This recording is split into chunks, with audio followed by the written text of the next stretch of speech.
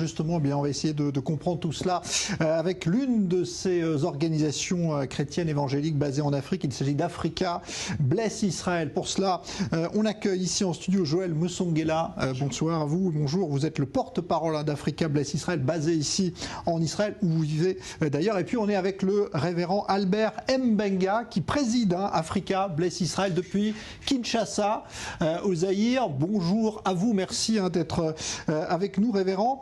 Je voudrais que vous nous expliquiez d'abord pourquoi cette organisation Africa Bless Israël a été créée. Pourquoi est-ce que vous l'avez créée? Quel est son but?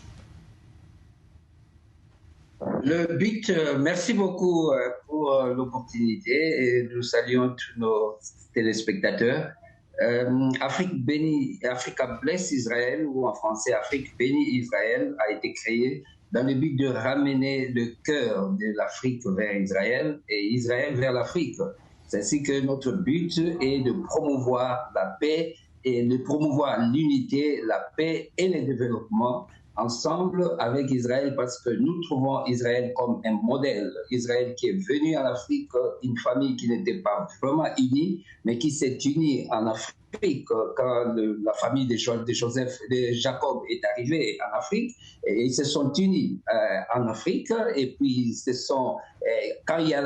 comme il y avait unité, il y avait pratiquement la paix, et à partir de la paix, ils se sont développés, et puis devenir la sainte nation qui est sortie de l'Afrique pour entrer en Israël, pour occuper la Terre Sainte. Alors nous croyons que ce pas-là, il est très nécessaire, parce que la présence d'Israël à cette époque en Égypte a fait de l'Égypte la plus grande puissance au monde.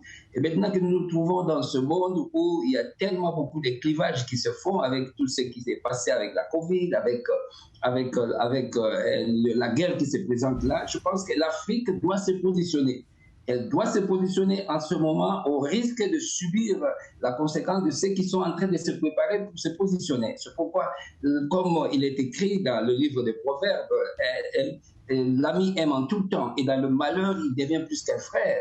Je pense que l'ami qui peut aider l'Afrique en ce moment, ce n'est qu'Israël. Et bibliquement, nous pouvons voir cela dans tout ce qui s'est fait. C'est ça la raison, la motivation primaire, parce que nous voulons que cette Afrique qui a été sous l'esclavage, cette Afrique qui a été exploitée, je peux même dire que violée d'une manière ou d'une autre, il est temps que l'Afrique se redresse. Elle ne peut se redresser qu'avec un ami qui peut se comporter comme un frère. Et nous savons, ce ne sont que les Juifs qui croient à la Torah, qui dit que cherchez le bonheur du pays où vous vous trouvez, parce que votre paix en dépend. Et nous croyons fermement que partout où les Juifs est accepté, à partir de Joseph, l'ancêtre, je pense que les choses vont très bien. Israël va donner le meilleur pour l'Afrique. Nous croyons que c'est le meilleur ami, c'est Israël. Et c'est le but principal de Africa Bless Israël. Alors, vous organisez, je crois d'ailleurs, un événement très important. Joël Moussongela, vous êtes basé ici, vous êtes le porte-parole d'Africa Bless Israël. C'est aussi concrètement des liens économiques et politiques que vous voulez créer, resserrer entre l'Afrique et Israël. Absolument, oui. Merci Jean-Charles de nous avoir accueillis ici. Oui, le thème, c'est vraiment un développement économique pour le Congo particulièrement. Et on regarde sur l'aspect de l'agriculture. Et ce qu'on veut faire, c'est il y a trois étapes. La première étape est de trouver des compagnies israéliennes, qu'on a déjà contacté plusieurs, et on va les guider pour venir au Congo. L'aspect numéro 2, c'est de travailler avec des autorités au Congo, qu'on est déjà en contact avec, pour leur guider aussi, pour travailler avec l'Israël.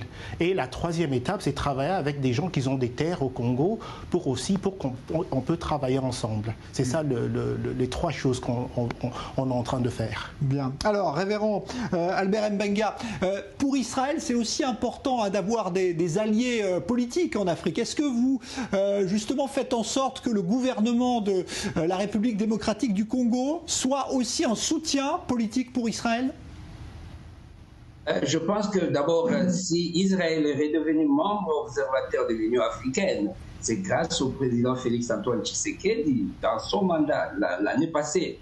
Et nous savons qu'est-ce qu'il y a eu comme tumulte après cela. Alors nous nous préparons en conséquence, en amont, pour le programme du mois de février, où tous les présidents de l'Union africaine vont débattre sur la situation du statut d'Israël comme observateur à l'Union africaine. Et nous tenons à ce qu'Israël puisse rester en Afrique parce que, comme je venais de le dire, que c'est le partenaire idéal que nous avons. C'est pourquoi nous sommes en train de tout faire pour mobiliser l'Afrique pour que quand cette réunion va se passer au mois de février et que Israël demeure membre observateur de l'Union africaine, parce que c'est ainsi que nous avons besoin aussi, comme on dit en anglais, you scratch my back, I scratch your back.